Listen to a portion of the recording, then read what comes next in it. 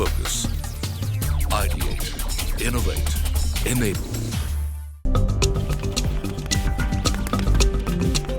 MCX IPF and CNBC Awaaz present Commodities as an Asset Class.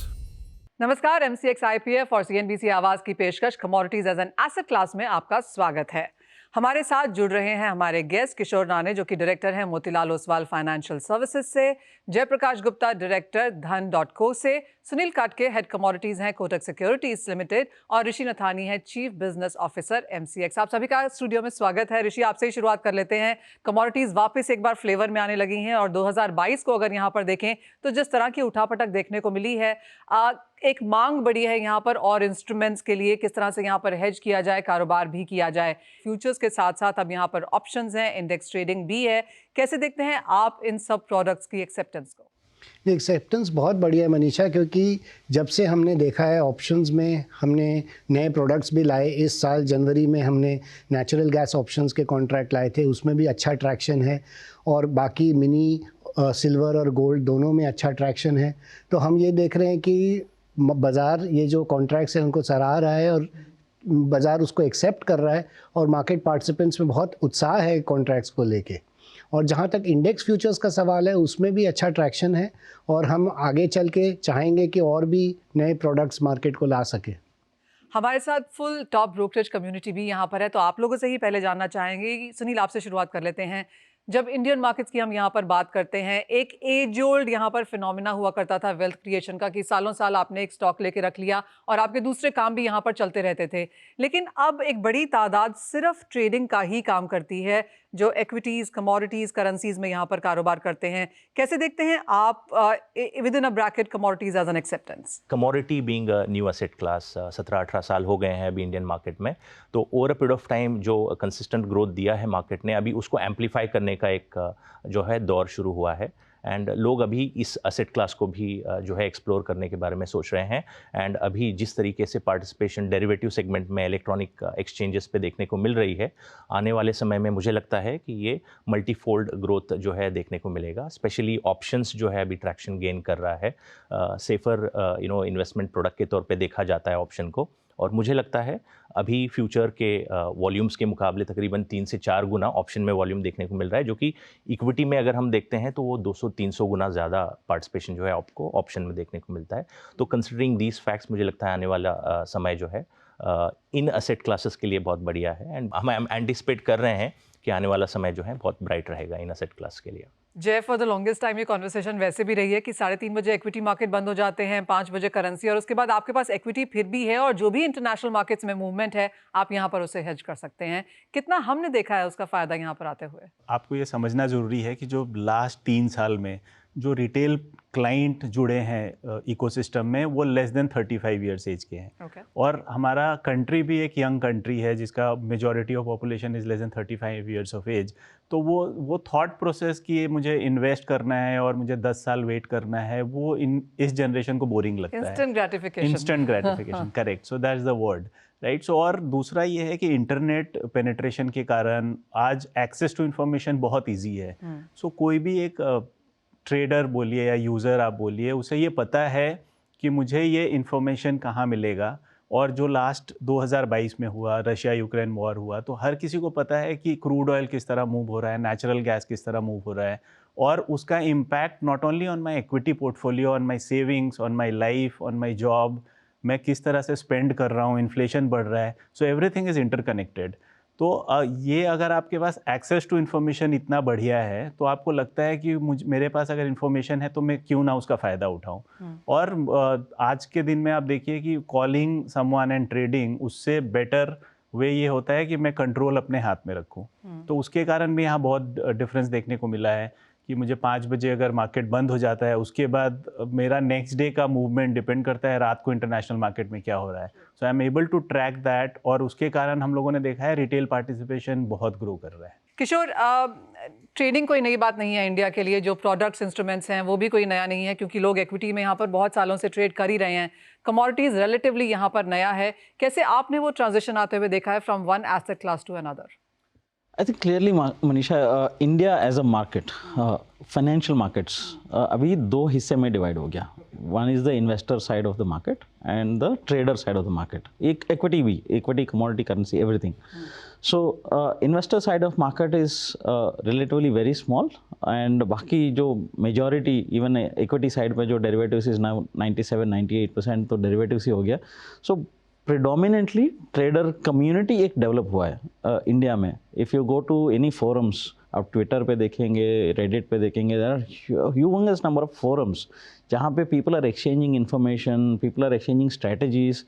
एक trading as a profession, मतलब हम ये देखा है कि बहुत सारे लोग आईटी का जो हाई पेइंग जॉब्स क्विट करके as a professional trading as a profession take up कर रहे हैं. सेकेंड, जैसा जो न्यू इन्वेस्टर्स आ रहे हैं कि 30-35 ईयर्स ऑफ एज, उनका रिस्क टेकिंग कैपेबिलिटी बहुत ही हाई है. उन लोग अभी सेविंग्स में हुआ नहीं है, and the incomes have grown so much, and the instruments and information both are available. तो उस जो चेंज है वो बहुत बड़ा फ़ायदा उठा रहे हैं. Commodities as a asset class अभी भी नेसेंट स्टेज पे है, हम सब एग्री करते हैं उसमें. हालांकि नॉट ओनली टाइम जो आपको एक्सटेंडेड आवर्स मिलता है ट्रेडिंग करने के लिए, बट ये हालांकि एसेट ही अलग है. आप ग्लोबल मैक्रो ट्रेड करना है तो आप इक्विटीज़ में ट्रेड नहीं कर सकते हैं. आपको ग्लोबल इकोनॉमी, आपको रिसेशन, इंटरेस्ट रेट्स ट्रेड करना है तो you have to have proxy, like gold as a proxy to interest rates, crude as a proxy to global geopolitics, metals as a proxy to growth. आप वो खेल सकते हैं जो सिर्फ कमोडिटीज में अवेलेबल है. And as the knowledge grows, I am absolutely sure कि यहाँ पे द न्यू पार्टिसिपेंट्स, अगेन आपको नंबर्स दे दूँ, प्रॉबली 2017-18 में जो लोग ट्रेड कर रहे हैं 22 तक हमारे लेवल पे it's more than 10 times the unique traded clients in commodities. So 5 years में 10 टाइम्स का ग्रोथ हुआ है. एंड अगेन मैं बोल रहा हूँ ये पिवट मूवमेंट है, एक बड़ा जो ऑप्शंस का जो सिलसिला जारी हुआ है. एंड डेफिनेटली यहाँ पे अगर गोल्ड मिनी का ऑप्शन भी अभी काफ़ी हद तक मोमेंटम पकड़ा है, I am seeing absolute ट्रेमेंडस growth here. Clearly यहाँ पर एक बहुत बड़ी ग्रोथ अपॉर्चुनिटी है, सारे राइट प्रोडक्ट्स भी यहाँ पर मार्केट में हैं. क्या आपको लगता है बाजार ज़्यादा उठा लेगा? क्या आप लोग यहाँ पर फिलहाल पुश कर रहे हैं, और क्या what is working best for you? नहीं, जैसे मैंने कहा ऑप्शंस अभी वर्क कर रहे हैं, क्योंकि ऑप्शंस में कई फ़ायदे हैं. चाहे आप ट्रेडर हों, चाहे निवेशक हों, चाहे आप इंडस्ट्रियलिस्ट हों, कोई हेजर हों, क्योंकि ऑप्शन में आपकी जो लॉस है वो सीमित है, और आपका जो जहाँ तक प्रीमियम आपने दिया उसमें सीमित है, और आपका अपसाइड अनलिमिटेड है. तो उसमें क्या होता है, बहुत लोगों को ये फ़ायदा मिलता है कि जब वो पोजीशन ले रहे हैं, और जैसे कई वॉलेटाइल कमोडिटीज़ हैं जियोपॉलिटिक्स के कारण, जैसे क्रूड हो गया या नेचुरल गैस हो गया, तो उसमें अच्छी वॉलेटिलिटी दिखाई देती है. तो लोग चाहते हैं कि ऑप्शंस के माध्यम से उसको अप्रोच करें ताकि उनका डाउनसाइड प्रोटेक्टेड रहे और अपसाइड अनलिमिटेड रहे. और जहाँ तक एज एन एसेट क्लास की बात कर रहे थे, किशोर ने भी कहा, तो कमोडिटीज़ एक आगे यदि आप देखें तो इफेक्टिवली आपके पास एसेट क्लास है कितने, आपके पास इक्विटी है, फिक्स्ड इनकम है, रियल एस्टेट है, और आपके पास कमोडिटीज़ हैं. यदि आप देखें तो वैसा ही है. तो कमोडिटीज़ भी एक पोर्टफोलियो का एक हिस्सा होना चाहिए. इसीलिए जैसे जब आप भोजन करते हैं तो आपके भोजन में कई व्यंजन रहते हैं, सिर्फ आप एक व्यंजन तो खाते नहीं, वैसे कमोडिटीज़ भी एक बैलेंस डाइट के लिए बहुत आवश्यक है. चलिए हम यही पूछ लेते हैं, कमोडिटीज़ पोर्टफोलियो का कितना हिस्सा होना चाहिए? एक परफेक्ट पोर्टफोलियो तो शायद ही कहीं पे होता होगा, लेकिन जिस तरह से एज ऑफ नाउ हमने पेनिट्रेशन देखा है कमोडिटीज़ का इन पोर्टफोलियो, आई थिंक वो गोल्ड, क्रूड एट मैक्स पे आके रुक गया है. आप क्या राय देते हैं सुनील, क्या कमोडिटीज़ पोर्टफोलियो में सही बैठती हैं? जैसे किशोर ने बोला है, बहुत सारे प्रॉक्सी ट्रेड्स एंड इन्वेस्टमेंट्स आप यहाँ कर सकते हैं. जी मनीषा, आई थिंक जब भी एक पोर्टफोलियो बनाया जाता है, फंड मैनेजर यही देखता है कि जितने भी एसेट क्लास हम चूज़ कर रहे हैं वो एक दूसरे से ज़्यादा कोरिलेटेड नहीं होने चाहिए, बिकॉज वो रिस्क को मिटिगेट करने का एक टूल के तौर पे डाइवर्सिफिकेशन के लिए वो बहुत ज़रूरी होता है. और कमोडिटीज़ में जब भी एक मॉडल पोर्टफोलियो बनाया जाता है, अगर कमोडिटी को भी उस एसेट क्लास का एक पार्ट बनाया जाए, उस पोर्टफोलियो का एक पार्ट बनाया जाए, तो as per the model portfolio theory, based on the volatility, based on the risk taking appetite, 17% एक नंबर आता है जो बोला जाता है कि आपके टोटल पोर्टफोलियो में 17% जो है कमोडिटीज़ में डायरेक्टली या इनडायरेक्टली आपको इन्वेस्टेड रहना चाहिए, जिससे आपका रिस्क जो है बेयर मिनिमम तक रहता है और रिटर्न के भी जो प्रोस्पेक्ट है वो बेहतर रहते हैं. और over a period of time ये चेंज होते रहता है. हर एसेट क्लास का परफॉर्मेंस ईयरली सेम नहीं रहता है. But in order to minimise the risk, क्योंकि एक पोर्टफोलियो जो बिल्ड कर रहा है उसका ऑब्जेक्टिव यही होता है कि मैं कैसे रिस्क को पहले कैसे कम करूं और उसके बाद वो रिटर्न के बारे में सोचता है। तो from that portfolio building point of view मुझे लगता है 17 से 20% एक जो है कमोडिटी का शेयर होना चाहिए एक मॉडल पोर्टफोलियो में। आप क्या नंबर डालेंगे? 17% तो काफ़ी सारी रिसर्च के बाद यहाँ निकला है। देखिए मेरे ख्याल से डिपेंड करता है सिनेरियो पे। आज जैसे things are uncertain, global recession की बातें हो रही हैं, तो इसमें gold can act as a hedge against inflation, hedge against uncertainty. तो करंट सिनेरियो में आई थिंक 17 से 20% मेक्स लॉट ऑफ सेंस। लेकिन जब आपका अगर इकोनॉमी बहुत ग्रो कर रहा है, एवरीथिंग इज़ रोजी रोजी, तो वहाँ पे लोग चाहते हैं कि इस तरह के एसेट में इन्वेस्ट करें जहाँ पे रिटर्न्स बहुत हाई आते हैं। So people don't mind taking little bit of risk वहाँ पे। तो हाँ, आई थिंक ये रेशियो कम होकर 12 से 15% रहता है। बट एक बात तय है कि आपका पोर्टफोलियो किस तरह का भी हो, आपका सीजनल आप अगर पोर्टफोलियो बनाना चाहते हैं तो उसमें गोल्ड का कंपोनेंट ज़रूर रहना चाहिए। अगेन सिल्वर भी वहाँ पे ऐड कर सकते हैं। तो आई थिंक 12 से 17% इज़ अ गुड नंबर, उसे ध्यान में लेके चला जा सकता है।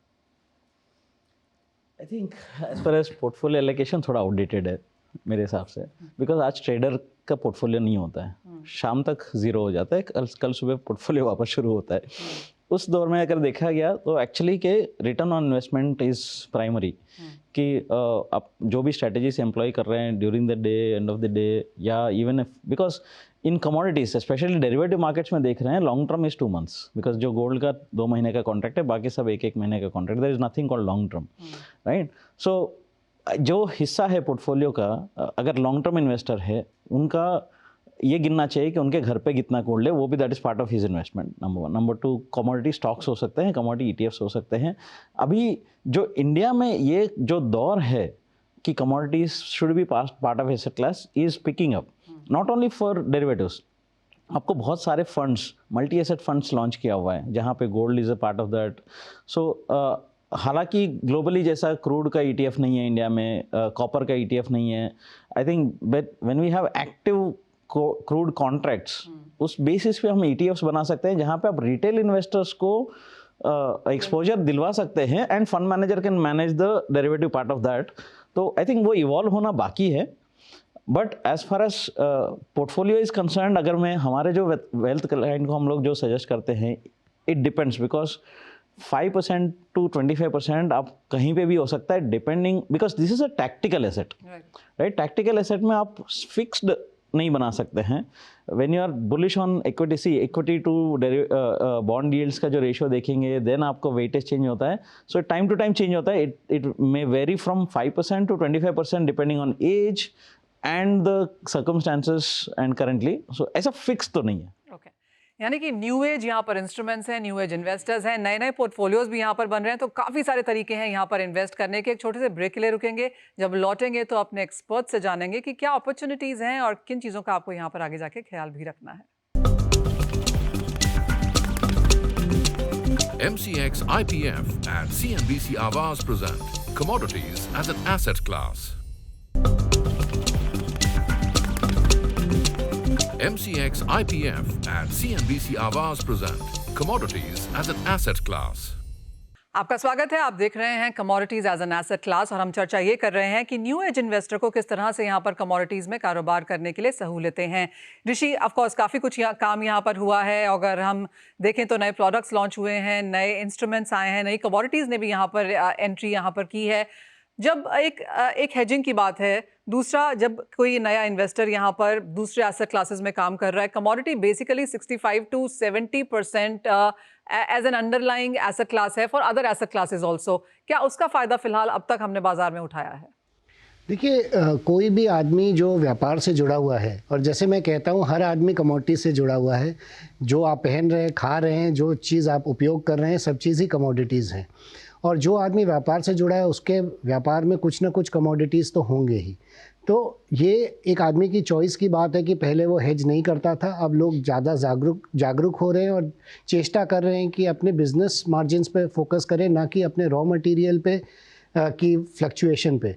तो जो कॉरपोरेट्स हैं या जो व्यापारी हैं, वो हेजिंग इस माध्यम से ही कर रहे हैं कि कमोडिटीज़, जैसे फॉर एग्जांपल एक ज्वेलर है, उसका काम है सोना खरीदना, उसको ज्वेलरी में कन्वर्ट करना और बेचना। सोने के भाव से उसको कोई लेना देना नहीं है।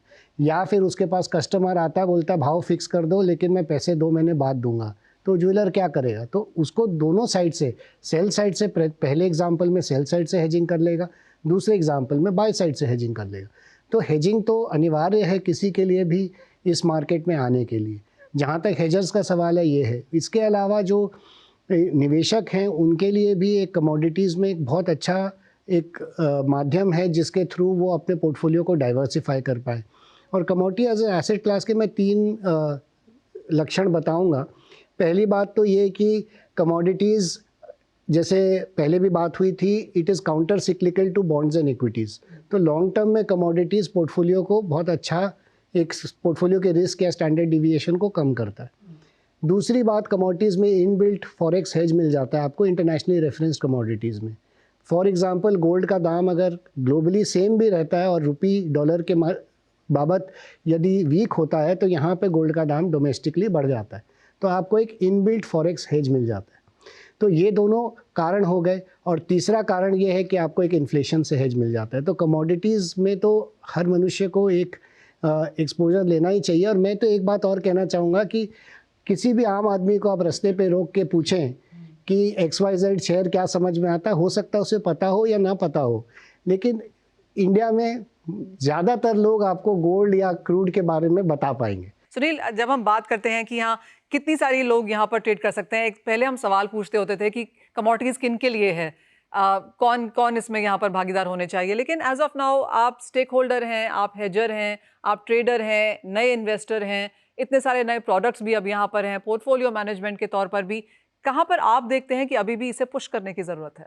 जी मनीषा, आई थिंक ये ग्लोबल प्रोडक्ट है और जो हमने यहाँ पे देखा हुआ है इंडियन मार्केट में, इलेक्ट्रॉनिक प्लेटफॉर्म पे कमोडिटीज़ में कैसे निवेश किया जाता है या ट्रेडिंग के लिए इसको कैसे यूज़ किया जाता है, इसका नॉलेज जो है लिमिटेड है। तो जैसे आपने बताया, मेरे ख्याल से नॉलेज एक बड़ा रेजिस्टेंस अभी के हिसाब से है और over a period of time ये बैरियर जो है कम होते जा रहा है। जैसे आज का एक सेशन है, we are trying to explain और इसको कितना और सिंप्लीफाई कर सकते हैं उसकी हमारी कोशिश है। ये एक ऐसा एसेट क्लास है, ग्लोबली ट्रेड किया जाता है, इसमें इन्वेस्ट किया जाता है, उसको हेजिंग के लिए भी यूज़ किया जाता है। जितने भी क्लाइंट डेरिवेटिव इंस्ट्रूमेंट में ऑलरेडी काम कर रहे हैं, जैसे हमने निफ्टीज़ और बैंक निफ्टीज़, फिन निफ्टी की बात करते हैं, तो 125 लाख करोड़ का वॉल्यूम हमको देखने को मिलता है, 150 लाख करोड़ का वॉल्यूम देखने को मिलता है। उसके कंपैरिजन में कमोडिटी जो है अभी ये ग्रोथ स्टेज में है। और उन क्लाइंट्स को जो निफ्टी बैंक निफ्टी में काम कर रहे हैं, आई थिंक उनके लिए कमोडिटी एज ए जस्ट एक addition of their financial instrument बन जाता है, क्योंकि कॉन्सेप्ट मोर और लेस सेम है डेरिवेटिव्स का।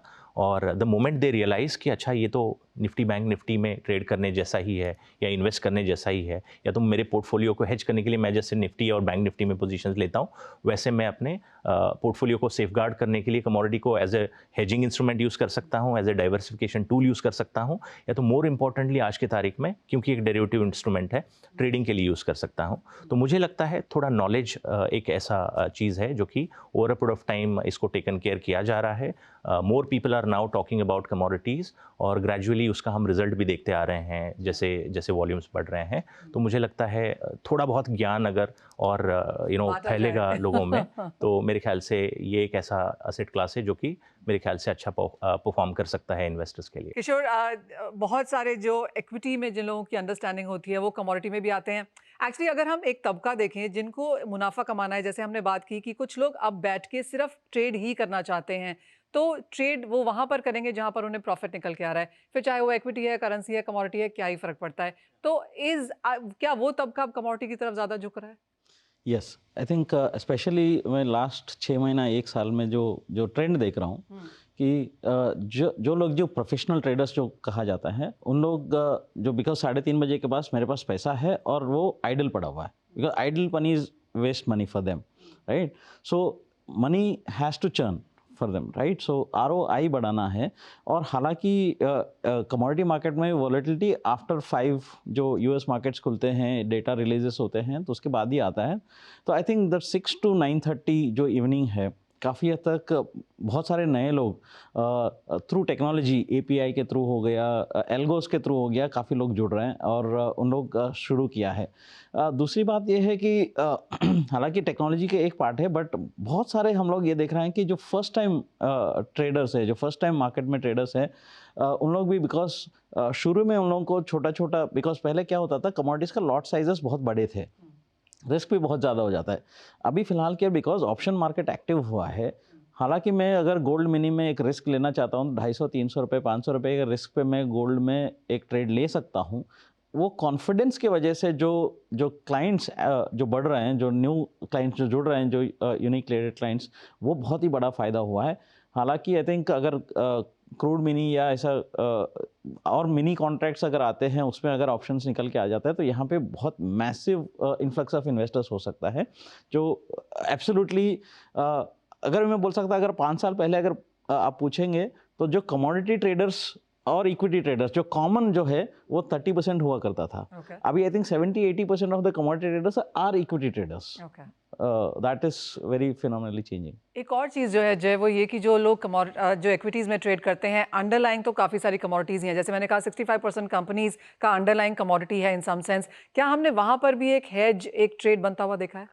जी बिल्कुल मनीषा, देखिए जस्ट मैं एक स्टैटिस्टिक्स आपको देना चाहूँगा। आज हम निफ्टी की बात करें तो निफ्टी का कॉम्पोजिशन में आप देखिए 46%, आई थिंक 47% जो कंपनीज़ हैं जिनका अंडरलाइंग कमोडिटीज़ है, except for bank and financial services और IT सेक्टर को अगर छोड़ दें, तो आज अगर इंडिया में ट्रेडिंग अपॉर्चुनिटी अगर आप देखें तो आपके पास डायरेक्ट कमोडिटी नहीं है। अगर आप एज एन इन्वेस्टर भी सोचते हैं तो आपके पास ऑप्शन क्या है कमोडिटी में एक्सपोजर लेने का? आप गोल्ड या सिल्वर ले रहे हैं या फिर आप उस स्टॉक्स में इन्वेस्ट कर रहे हैं जिनका अंडरलाइंग कमोडिटीज़ है। सो आई थिंक यहाँ पे एक प्रोडक्ट इनोवेशन की भी ज़रूरत है। हम ज़्यादातर अगर ETFs लाएँ तो वो आपके लॉन्ग टर्म इन्वेस्टर्स को कैटर करेंगे।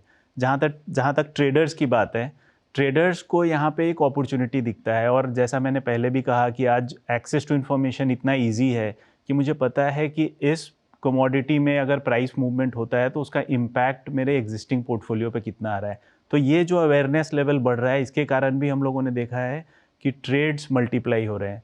और कोई भी अगर इनिशियली कोई भी ट्रेडर अगर कमोडिटी में वाटर टेस्ट करना चाहता है तो they obviously want to go with smaller contracts. I think ज़्यादा से ज़्यादा मिनी कॉन्ट्रैक्ट्स, इंडाइसेस एक बहुत बड़ा रोल प्ले कर सकता है, ऑप्शंस इन इंडाइसेस, क्योंकि अगर आप इक्विटीज़ F&O टर्नओवर की भी बात करें तो मेजॉरिटी ऑफ द टर्नओवर आपका निफ्टी और बैंक निफ्टी से आता है। जबकि कमोडिटीज़ में आए तो अभी भी आज हम स्पेसिफिक कमोडिटीज़ के ऑप्शंस पे ट्रेड करते हैं। आई थिंक इसमें प्रोडक्ट इनोवेशन अगर आए रेगुलेटर की तरफ से और मंजूरी मिले और इंडाइसेस पे डेप्थ बढ़े तो यहाँ पे ये एक बड़ा गेम चेंजर हो सकता है। ऑलराइट, यानी काफ़ी कुछ यहाँ पर है और बाजार में अवेयरनेस भी है और चीज़ें यहाँ पर ऑफ कोर्स हमारे जो ब्रोकर्स का कम्युनिटी है वो मांग भी रहे हैं, तो ग्रोथ यहाँ पे सिर्फ ऑन दी अपसाइड है। काफ़ी अच्छी कॉन्वर्सेशन रही, बहुत शुक्रिया आप सभी का यहाँ पर जुड़ने के लिए, काफ़ी हमने एंजॉय किया एंड एज दर्शकों आई होप आपको भी यहाँ से काफ़ी कुछ सीखने और सुनने को मिला। लेकिन इसी के साथ बहुत शुक्रिया हमारे साथ आज इस कार्यक्रम में बनने के लिए। नमस्कार। MCX IPF and CNBC Awaaz present Commodities as an Asset Class.